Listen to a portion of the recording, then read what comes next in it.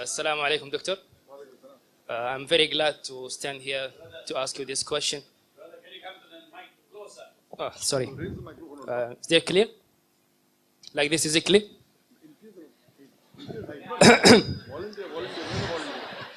Assalamu alaikum, Doctor. It's my honor to standing here asking this question.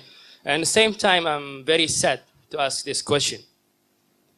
If the Quran is a book of the guidance, and the Islam is a religion of the knowledge and all this, then why we are Muslim as a nation, as a majority, we are standing in the back among the nations?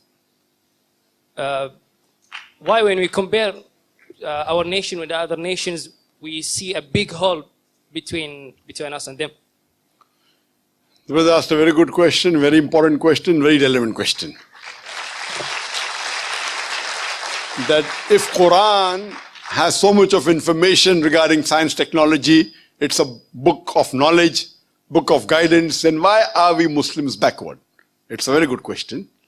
The reason is, if we look back into the history, from the 8th to the 10th century, we read in the historical books, the Europeans, they called it as the Dark Ages. Dark for whom? Dark for the Europeans. The Arabs, the advancement they made in science and technology was phenomenal. If you had to know about science, if you want to do research of science, you had to learn Arabic. Like how today we learn English. At that time, the Muslims were on top of the world because we were close to Quran and Sunnah. Today, the reason the Muslims are backward is because we are far away from Quran and Sunnah. So Quran is not to blame, you and I are to blame.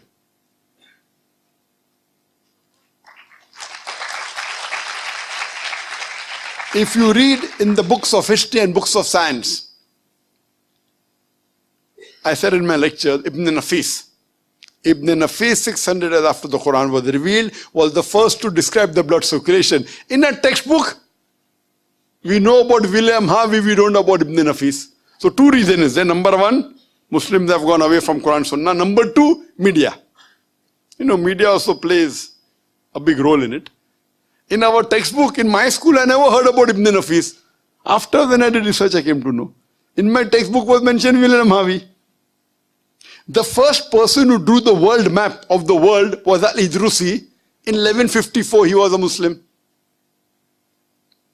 Do you know the numbers that we have? 1, 2, 3, 4. What's it called? What's it called? 1, 2, 3, 4. What is it called? Say loudly. Arabic numerals. How we have Roman numerals? 1, 2. Arabic numeral. Why? Because 0 was first introduced by the Indian. The Arabs took it up, put a decimal point, and we have the Arabic numerals. If you know about Al-Tusi, he was the one who discovered the Pythagoras theorem, which we learn in school. We learn Pythagoras theorem, we don't know the name of Al-Tusi. The square of the hypotenuse is equal in a triangle. The square of the hypotenuse is equal to the sum of the other two sides of the triangle. Do you remember or you've forgotten? You remember, na? MashaAllah, good student. Who was the person who discovered it? Now you came to know, correct? Better late than never. Al-Tusi, Muslim. Trigonometry, we learn trigonometry. Who is the main person of trigonometry? Al-Biruni.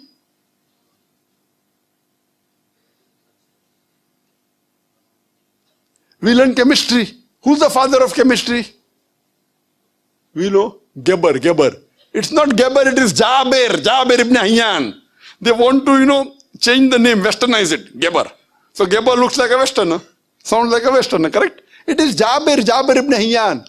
He is the father of chemistry, wrote more than 200 pages, 2000 pages.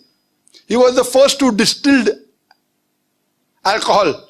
Alcohol comes from the Arabic word al-gul. Alcohol is Arabic. Al-gul meaning evil spirit. He distilled it. How many people know about Al-Kindi? At the time when Newton, who's the biggest scientist in the world history, Newton said all laws are absolute. Al-Kindi said no, all laws are not absolute, they're relative.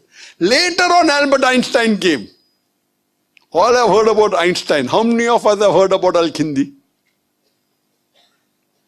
The two brothers, Muhammad Ahmad and Hassan Shakir, they told the area of the earth from an angle at the Red Sea. At a time when we didn't even know sure whether the earth was spherical or not. At that time they told the area of the earth which was quite accurate.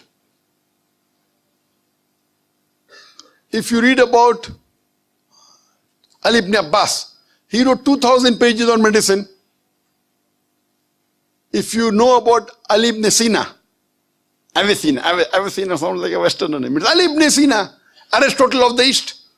You can keep on giving examples. Muslims were on top of the world because we were close to Quran and Sunnah. Today, we are far away from the Quran and Sunnah.